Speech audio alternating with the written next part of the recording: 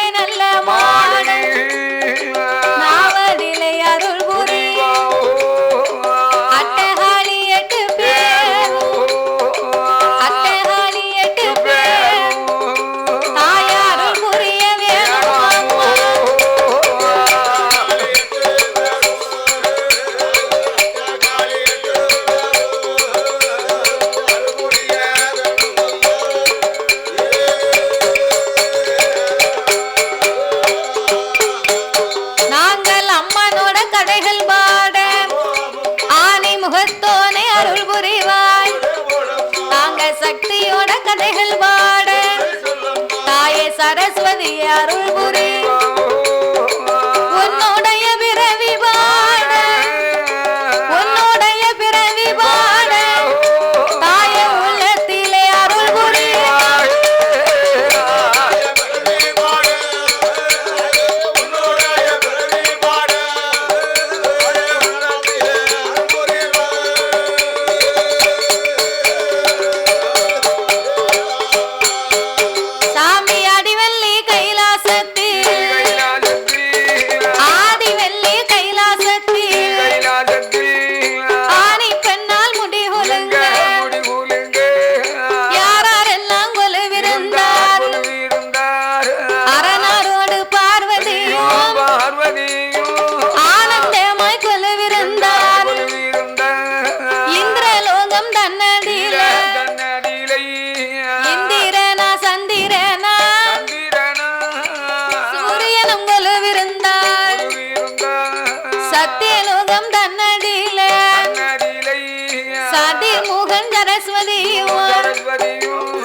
சந்தோஷமாய் கொலுவிருந்தாள் வைகுந்த லோகத்திலே பச்சை மாலு லட்சுமியும் அங்கே லட்சுமி பவுசுடனை கொலுவிருந்தாள் பவுசுடனை கொலுவிருந்தாள்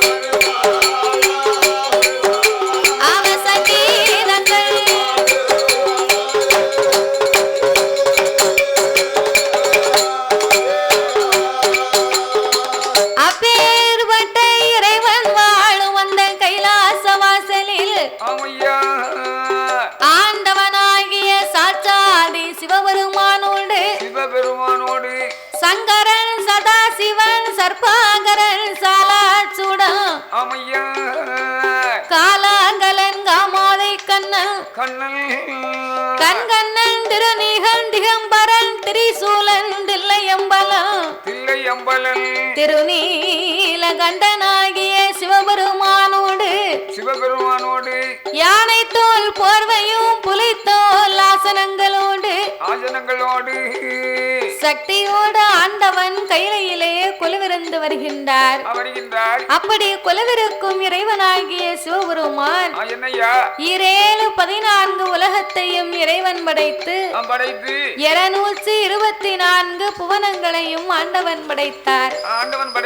7 சப்தா சாரங்களாகப்பட்ட கடல்களை படைத்து படைத்து கல்லுக்குள் இருக்கும் தேரையவும் தாயாரின் கற்பையுக்குள் வாழும் சிசுவையும் முட்டைக்குள் உருவாகும் குஞ்சியவோ ஆண்டவன் படைத்து ஓர் அறிவு முதல் 6 அறிவு படைத்த நாமளை போன்ற மானிட மக்களை படைத்தார். மண் உலகிலே மனிதர்களை ஆண்டவன் ஏனையா படைத்தார். நாமல் அனைவர்களுமே ஒற்றுமையாக வாழ வேணும் என்றே உலகத்தை படைத்தார். இந்த விரிந்த பூமி வந்து சரி மனிதன் வாழ மட்டும் படைக்கல, நம்மள மாதிரி ஏகப்பட்ட சிவஜந்துகள் இந்த பூமியில வசிக்கி பிரவேசிக்கி வாழ்ந்து வருகிறது. சரிதான். ஆன போதிலும் என்ன இந்த பூமியை ஆண்டவன் படைத்து சரி நம்மள மாதிரி மானிடர்கள் படைத்து ஆமா நம்மள எல்லாம் ஒத்துமையா வாழணும்னு சரிதான் ஆண்டவன் படைத்தார். ஆமையா. ஆனா நம்ம கிட்ட யார்கிட்டயாவது ஒத்துமை இருக்கானாச்சு? இல்ல இல்ல. என்ன இல்ல? ஒற்றுமை யார்கிட்டயும் கிடையாது. ஏன் இல்ல? எப்படி இல்ல? நம்ம 6 பேர்கிட்டே ஒற்றுமை இல்லையே. நம்மகிட்ட என்ன ஒத்துமை இல்ல? அவன் நான் வாழறதுக்கு உனக்கு பிடிக்கல, பிடிக்கல. நீங்க வாழ்றது எனக்கு பிடிக்கல, பிடிக்க மாட்டேங்குது. கொடுக்காரு பிடிக்கிறது, தாக்காருக்கு பிடிக்கல, பிடிக்கல. இப்படி ஒருவரும் ஒரு மனசுல நினைச்சு அவர் நல்லா இருந்துறவா. நம்மளை விட கொஞ்சம் ஒருபடி மேல இருக்காரு, நம்ம எப்படி என்ன செய்வதுன்னு ஆமா எரிஞ்சுக்கிட்டு இருக்க லைட்டை போய் அமைக்கிடுவோம். ஒருத்தருக்கு ஒருத்தர் போராம போட்டு நம்ம வாழ்ந்துகிட்டு இருக்கோம். ஆமையா. வாழ்க்கையில போராம இருக்கக்கூடாது, இருக்கக்கூடாது.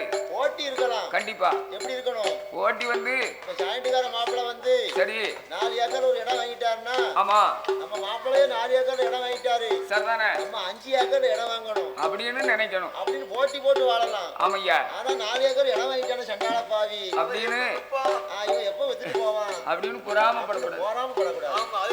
சரிதான். அதனால இந்த ஆண்டவன் நாமளுக்காகவே இந்த உலகத்தை படைத்ததோர் உலகத்தில் மரம் செடி கொடி பயிர் புல் பூண்டு இலை தாவரங்களோடு ஆடு மாடு கன்றுகாடைகள் அதனையும் படைத்து எறும்பு யானை முதல் என்ன உண்ணாமனுக்கள் 84 லட்சம் கோடி ஜீவராசிகளை படைத்து இந்த உலகத்திலே இறைவன் நாமளுக்கு 6 அறிவை கொடுத்தார். 6 அறிவு யார் பயன்படுத்துவார்? மனிதனுக்கு மட்டும்தான் 6 அறிவு. மற்ற மிருகங்களுக்கெல்லாமே 5 அறிவு. அப்போ நாமளுக்கு மட்டும் 6வது அறிவாகப்பட்ட பகுத்தறிவை கொடுத்து எவ்விடத்திலே எப்படி நடந்து கொள்ள வேணும் என்று பகுத்தறிவை கொடுத்து என்சான் உடம்பை கொடுத்தார், ஒரு சான் வயத்தை கொடுத்தார். ஒரு சான் வயத்தை கொடுத்ததுதான் பெரிய தோஷமா போச்சு. அதான் ரொம்ப சங்கடமா இருக்கு. உலகத்துல விளையக்கூடிய பொருளை பூரா இந்த வயறு தானே திங்கி ஆத்தாள் வந்துடலாம், குளத்தாள் வந்துடலாம், கிணத்தாள் வந்துடலாம். இந்த ஒரு சான் வயத்தை மாத்திரம் அளக்க முடியாது. அதாவது ஆண்டவன் நம்மள படைச்சார ஆண்டவன். இந்த ஆண்டவன் வந்து என்னையா சாப்பாடு சாப்பிடாம சரி கண்டதை திங்காம அது வேண்டாம். சரிதான். சாப்பாடே வேண்டாம், வேண்டாம். தண்ணியை மட்டும் குடிச்சு வாழும் பாடி ஆண்டவன் படைச்சிக்க கூடாதா அப்படின்னு படைச்சிருந்தா பிரச்சனையே இல்ல. சாப்பாட்டால எவ்வளவு பிரச்சனை இருக்கு.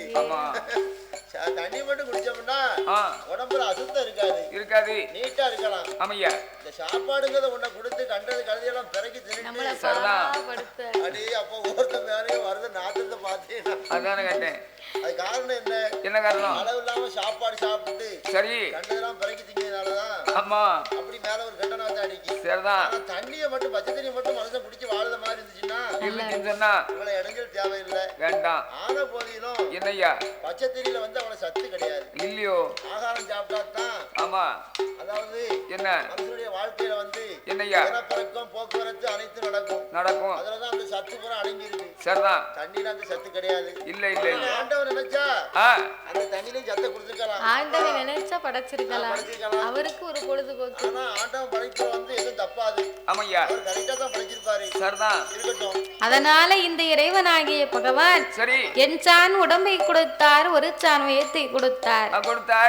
மனிதர்களுக்கெல்லாம் மண் உலகிலே 3 ஆசைகளை கொடுத்து என்ன ஆசையெல்லாம்? மண் ஆசை, பொன் ஆசை, பெண் ஆசை. 3 ஆசையும் ஒரு மனுஷனுக்கு தேவை. 3 ஆசைகளையும் கொடுத்து சரி முக்கண்ணன் இறைவனாகிய பகவான் என்னையா உலகத்து மக்களுக்கெல்லாம் இரவென்றும் பகல் என்றும் நாளை உண்டு பண்ணினார். ஆமா, அதாவது பகல் இரவுன்னா என்ன பகலிலே ஒரு 12 மணி நேரம், இரவிலே ஒரு 12 மணி நேரம், சரி, ஆக மொத்தமே 24 மணி நேரம் தான். ஆமையா, அந்த 24 மணி நேரத்தையே ஒரு நாள் ஒரு பொழுதாக படைத்து பகலெல்லாம் நமக்கு எங்கு பார்த்தாலும் எப்போதும் வேலை, பகல் முழுக்க, இரவு முழுக்க நமக்கு ஓய்வெடுக்கக்கூடிய நித்திரை உறக்கத்தை கொடுத்தார். அப்படி ஆண்டவன் இரவென்றும் பகலென்றும் இவ்வுலகத்தை படைத்து உலகத்தை படைத்தால் மட்டும் போராது, என்ன செய்ய வேண்டும்? படைத்த மக்களுக்கு நாமல் பட்டினி இல்லாமல் படியிழக்க வேணும் என்று என் இறைவன் எப்படி படியிழந்து வருகின்றார் தெரியுமா? எப்படி ஐயா? ஐயா படைத்தார் சிவன் உலகம் எல்லாம், உலகம் படைத்தார் சிவன் உலகம் எல்லாம், பட்டினியும் இல்லாமல் அவரை படியளக்க வேணும் என்று ஈரேழு உலகம் எல்லாம் என்ன உண்ணா மனுக்களுக்கு அவரை இறையளக்க வேணும் என்று பார்வதியா இடமதில சாமி இடமதில அளக்கும்படி வாங்குவாரா, ஆண்டவன் அளக்கும்படி வாங்குவாரா.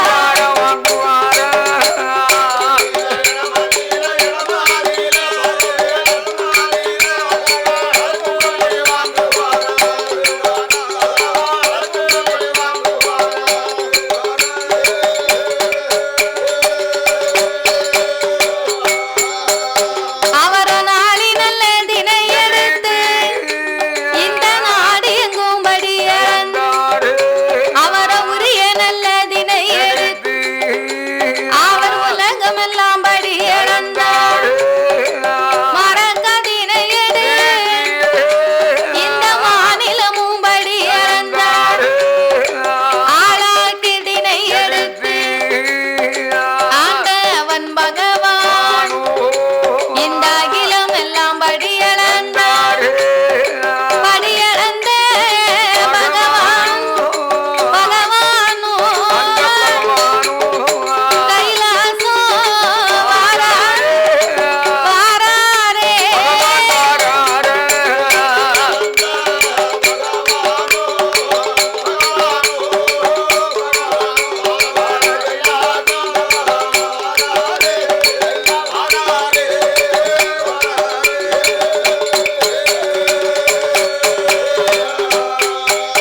அவரோ கைலாசம் வாழபோது கண்ணன் தங்கை பார்வதியா பகவான் எப்போ வருவார் என்று ஒரு தங்க நல்ல தாம்புல பாரிச்சத மலர் எடுத்து கெண்டியிலே ஜலமடு திருவை உள்ள பகவானுக்கு பாத பூஜை முடிப்பார், பணிவிடையும் செய்யுவார்.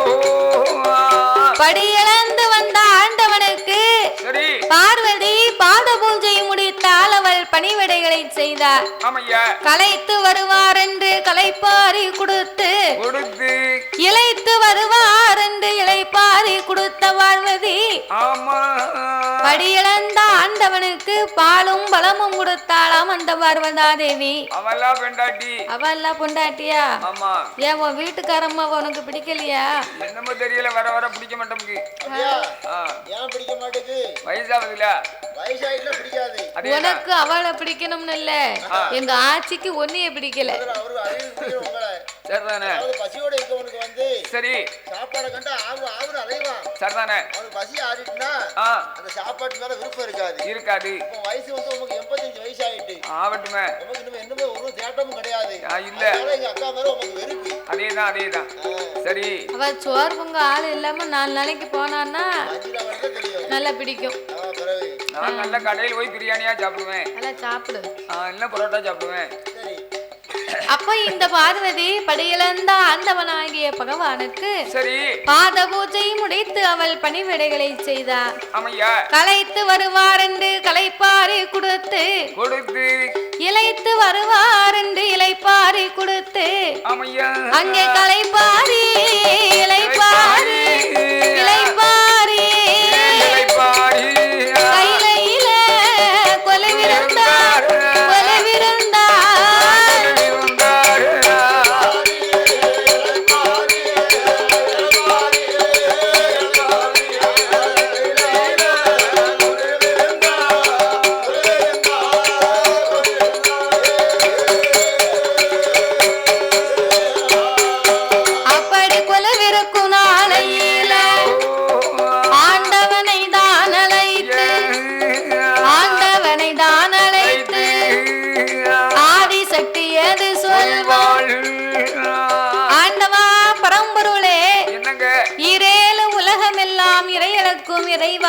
இறைவா இந்த உலகத்தை படைத்து காத்து ரட்சிக்கும் கடவுளே, உலகத்து மக்களுக்கெல்லாம் தாங்களே கடவுளாக இருந்து வருகிறீர்கள்.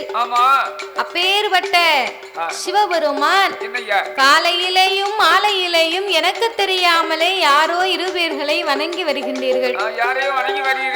அவங்க 2 பேரும் யாரு? ஏன் அவர்களை நீங்கள் வணங்க வேண்டும்?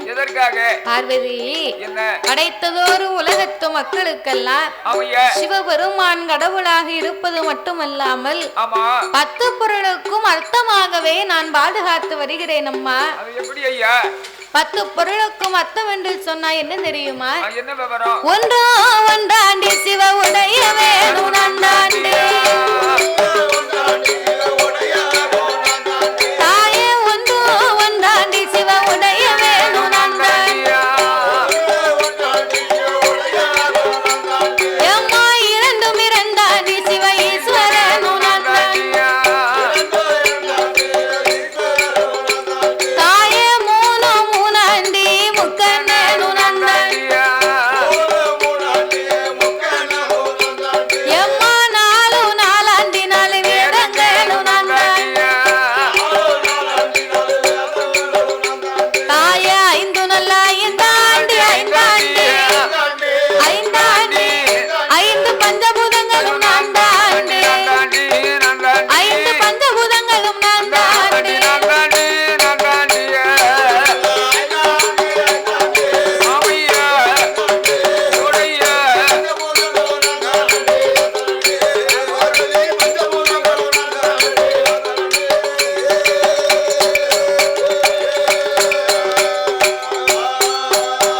எம்மா 6 சாஸ்திரமும் நான்காண்டு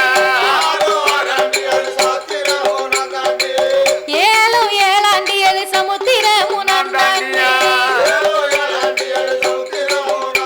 தாயே, 8 திசைகளும் நான்காண்டு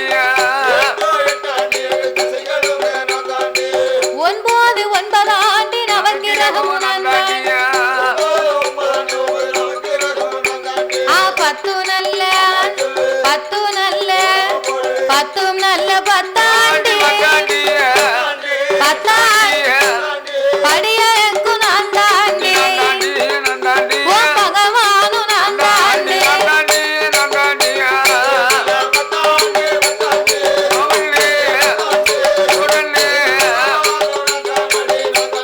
படியழக்கும் பகவானு நான் தாண்டி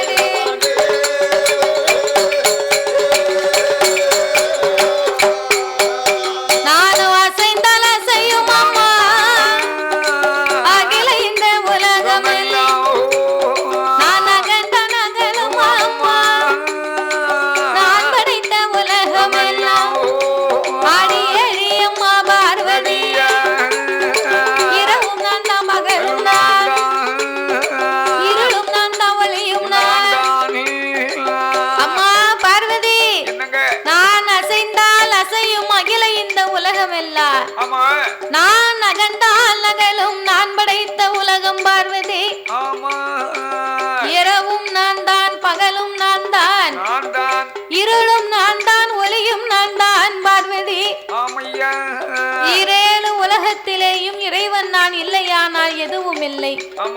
ஆண்டவன் இல்லையானா அகில உலகம் இல்லை. சிவன் நான் இல்லையானா சிவ உலகமே கிடையாது பார்வதி. அப்படி இருந்த போதிலும் இந்த மக்களுக்கெல்லாம் இரவிலேயும் பகலிலேயும் ஒளி கொடுக்க வேண்டும் என்று சொன்னால் அது யாராலே முடியும்? ஒன்னால போய் ஒளி கொடுக்க முடியுமா? முடியாது. சிவபெருமான் காலையிலே தோன்றும் கதிரவன், மாலையிலே தோன்றும் சந்திரன். இவங்க ரெண்டு பேருக்குமே இந்த வேலை. அதனால நான் படைத்த மக்களுக்கெல்லாம் ஒவ்வொருவர்களுக்கும் ஒவ்வொரு வேலையை செய்வதற்கு நான் படைத்திருக்கிறேன்.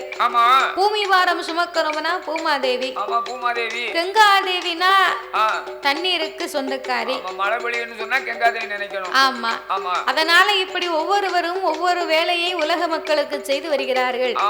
அப்ப இவங்க ரெண்டு பேருமே இல்லையானா இந்த உலகத்திலே இரவும் வராது பகலும் வராது. எல்லாம் இருந்தும் எந்த பயனும் இல்லை. அதனால் என் வலது கண்ணை சூரியனாகவும் ஆண்டவன் இடது கண்ணை சந்திரனாகவும் நான் வணங்கி வருகிறேன் அம்மா அப்படின்னு இறைவன் சொல்ல அப்பந்தான் பார்வதி நினைக்கா, அது எப்படி இந்த ஆண்டவன் இரு கண்களையும் சந்திரன் சூரியனா நினைக்கலாம்? இவரோடு நம்ம ஏகமா ஜென்ம ஜென்மமா சிவனோடு இருந்து வருகிறோமே. அப்போ இந்த ஆண்டவன் 10 பொருளுக்கு அர்த்தம் சொன்னாரே, பார்வதி நீயும் உண்டுன்னு ஏதாவது ஒரு வார்த்தை சொன்னாரா? எல்லாமே சிவன் என்று சொல்லுகின்றார்.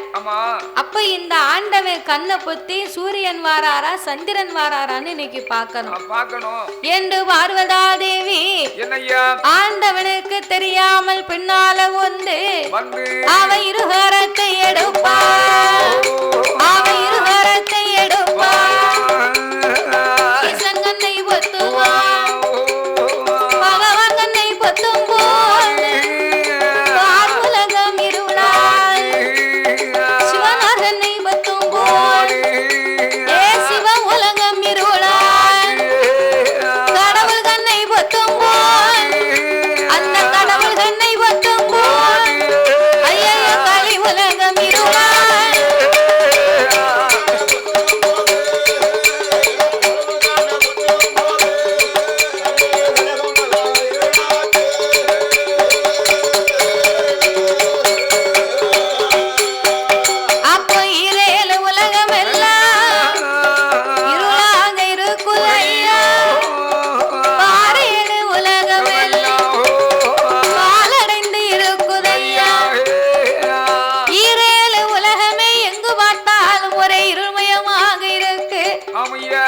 பாரேல் உலகம் எல்லாம் பாலடைந்திருக்கு. சிவனுடைய கைலாசம் சிவமயமே கிடையாது. அந்த ஆண்டவனார் கைலாசம் அருள்மயமே கிடையாது. உலகத்திலே அசையும் பொருள் அத்தனையுமே அசையாமல் இருக்கிறது. எந்த பொருள் எங்கெங்கு இருக்கிறதோ அந்த பொருளும் தெரியல, வைத்ததும் தெரியல, எடுத்ததும் தெரியல. உலகமே இருட்டா இருந்தா மக்களுடைய வேலைகள் எல்லாம் பாதித்து போகும். ஆனா அந்த காலத்துல கரண்ட் இல்லாம வேலை பார்த்திருக்காங்க. இந்த அரிக்கிராம லைட் இருக்கு பாரு, அத வச்சு ஒரு கோட்டை நெல்லு அவிச்சு தட்டிடுவாங்களாம். ஆமா, நானே தெரியுமா எம்டி பாட்டில் எங்க நீங்க நடந்துச்சுன்னா அதுல கொஞ்சம் மண்ணெண்ணெய் ஊத்தி. எம்டி பாட்டில் என்ன பாட்டில்? எம்டி பாட்டில்னா இந்த பாட்டிலே வச்சுக்கோங்களேன். ஆமா, அந்த பாட்டில்ல ஒரு திரிய போட்டு ஒரு தமரை போட்டு மூடிய போட்டு என் பாட்டு பொத்தி விட்டுருவேன். அது பாட்டுக்கு எரிஞ்சிட்டு இருக்கட்டுமே.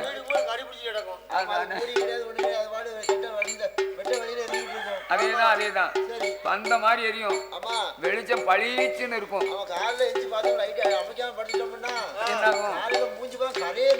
அப்படிதான்.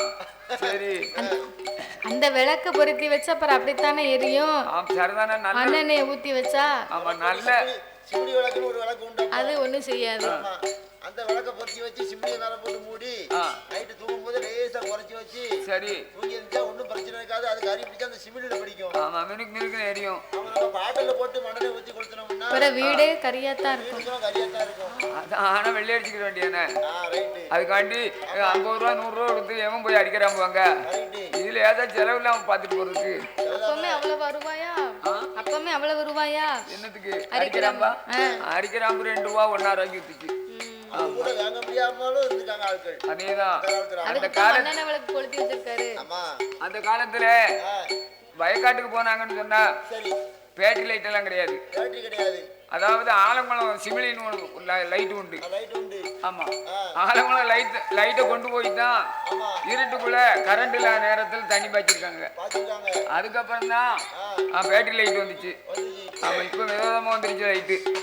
சரி அப்போ ஈரேழு உலகமே இருமயமாக இருந்தவுடனே சரி அப்பந்தான் சிவபெருமான் பார்த்தார். என்ன இந்த பார்வதா தேவிக்கு எவ்வளவோ நாம எடுத்து சொன்னோம். ஆனா கொஞ்சம் கூட நாம மீது இவளுக்கு நம்பிக்கையே வரவில்லையே.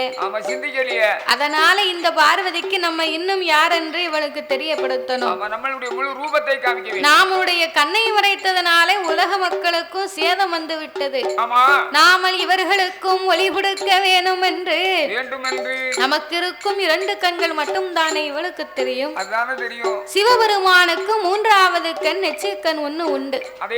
அந்த நெற்றிக்கண் மகிமையை திறந்து காட்ட வேணும் என்று ஆதிசக்தி பார்வதியாள் அவளுக்கு முன்னால் ஆண்டவன் பகவான் உச்சி கண்ணை திறப்பா உலகில் ஒளி கொடுப்பா நெற்றிக்கண்ணை திறப்பா நெற்றிக்கண்ணை அக்கே தீண்ட ஒளி கொடுப்பா.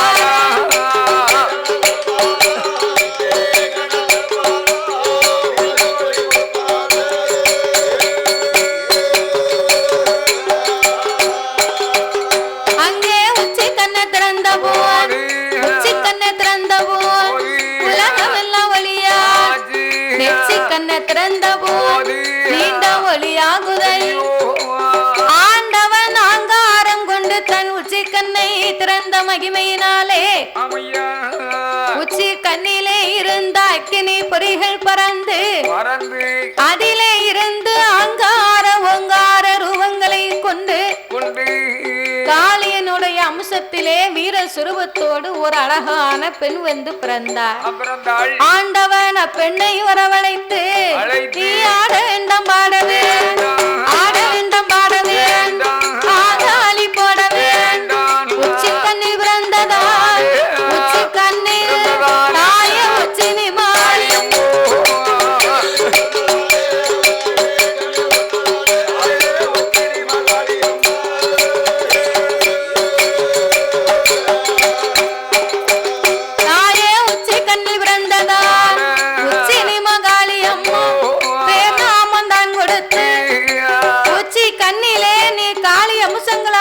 பிறந்ததனால உலக சக்தி உச்சினி மாகாளி அம்மா உன் பெயர் என்று வரம் கொடுத்து வடக்கு வாசல் கோட்டையிலே அமர வைக்க இந்த பார்வதி சிவபெருமான் கண்ணை மறைத்திருந்தா பாருங்க. அப்போ திடீர்னு ஆண்டவன் கண்ணை மறைத்திருக்கும் போது உலகத்துக்கு ஒளி வந்தது பாருங்க. பார்வதி பதறி போனா. ஆண்டவன் 2 கண்ணையும் நம்ம பொத்தி இருக்கோம்.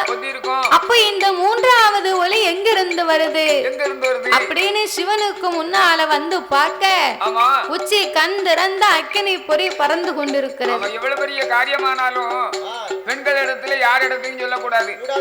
கொண்ட மனைவிட்டே சொல்லக்கூடாது. சொன்னு சொன்னா என் வீட்டுக்காரரு தெரியுமா இப்படியாம்ல அப்படின்னு சொல்லி சண்டை இழுத்து விட்டு கச்சேரி வரைக்கும் போய் அண்ணா கயிறு அத்து உள்ள தள்ளினா தான் பேசாம இருப்பாங்க. அதே நாளதான் இன்னைக்கும் உச்சதை உள்ள வெண்டாட்டி இடத்துல சொல்லக்கூடாதுமாங்க. மறைச்சு வச்சிருக்கணும். ஆமா என்னைக்காவது பயன்படும் போது நம்ம பயன்படுத்திக்கணும். ஆமா கூடாது கூடாது. அதே மாதிரி அண்டவனாகி சிவருமா பார்வதிக்கே தெரியாம நெத்திக்கண்ணை மறைத்து வைத்திருக்கின்றார். அப்படி வச்சிருக்க போய் தான் இன்னைக்கு வந்து ஒளி கொடுக்க முடியுது. அப்படி சொல்லி இருந்தால் அந்த நெத்திக்கண்ணையும் சேர்த்து பத்திருப்பல்ல. அப்போ இந்த சிவபெருமான் உச்சி கண்ணை திறந்த அக்கினி பொறிகள் பறந்து கொண்டிருக்க பார்வதா தேவி அப்பந்தான் நினைத்தார், ஐயோ இந்த ஆண்டவே நமக்கு எவ்வளவோ 10 பொருளுக்கு அர்த்தமா எல்லாம் எடுத்து சொன்னாரு. கொஞ்சம் கூட நம்ம கேட்கவில்லை. சிவனுடைய கண்களை நாம மறைத்து விட்டோமே. ஆண்டவே கண்ணை மறைத்த அகிலமே இருளா போச்சு. ஆனா இந்த இறைவன் எச்சிக்கண்ணை திறந்து நீண்ட ஒளிகளை கொடுத்து விட்டார் என்று பார்வதா தேவியானவள் அங்கமெல்லாம் பதறி ஆவித்தனலாங்கி பார்வதி சிவனுக்கு முன்னால வியத்து விறுவிறுத்து நிக்கிறார். ஏன் நிக்கிறா? சிவபெருமான் நமக்கு சாபத்தை கொடுத்து விடுவாரோ அப்படின்னு பதறி போய் நின்னா பாருங்க. அவளுக்கு அங்கமெல்லாம் வியர்த்து பார்வதிக்கு வேர்வை காட்டாச்சு வெள்ளமா கரை உரண்டு போகிறது. அப்ப இந்த வெள்ளமானது உலகத்துக்கு போனா உலகமே அழிந்து போகும் அல்லவா என்ற 1008 சடாமுடியிலே ஓர் முடியை உழைத்து அங்கமெல்லாம் துவட்டி சிவபெருமான் ஒரு கொண்டை கட்டாகவே கட்டினார். அப்பவும் அந்த வேர்வை துளி நிக்கல. நம்ம குளிச்சுட்டு தலையில துண்டை போட்டா தண்ணி நிக்குமா ஐயா? அப்ப இந்த சிவனுடைய சடாமுடி பாரத்திலே பார்வதியின் வேர்வை துளி அடங்காமல் காலையில் நான் குளிச்சுட்டு தலைய காய வச்ச பாடு பெரிய பாடு துண்டை போட்டு நல்லா முறுக்கி அதுக்கு பிறகுதான் காய வச்சேன். கூந்தல் அவ்வளவு நெருக்கமா இருக்கு. அடர்த்தியான முடியலையா? சரி. அதனால இந்த பார்வதி சிவபெருமானுக்கு முன்னால் இருந்து கொண்டிருக்க சிவபெருமானுடைய சடாமுடி பாரத்தில் இருந்து ஒரு 10 சொட்டு வேர்வை பூமியிலே கலந்த போது இதனையே நாமல் 10 கடலாக படைத்து கலி உலகத்தை உண்டு பண்ண வேண்டுமென்று சிவபெருமான் 10 கடலாக்கி பேர் நாமத்தை கொடுத்தார். ஏ ஒங்கு சம்பாதீவுக்க சம்பாதீவுக்க ஒன்றாங்கடல் வர்க்கடை கங்கைய சந்தீவுக்க கருப்பு கடல் 2ஆங்கடல் புதிய வஞ்சந்தீவுக்க 3ஆங்கடல் மோர்க்கடை நதிக்கரை இந்தீவுக்க 4ஆங்கடல் அல்லதன் அத்தனையும் சூழ்ந்திருக்கு 5ஆங்கடல் அலைகடலா 6ஆங்கடல் ஆழக்கடல் இத்தனையும் சூழ்ந்திரு 7ஆங்கடல் எண்ணெய் கடல்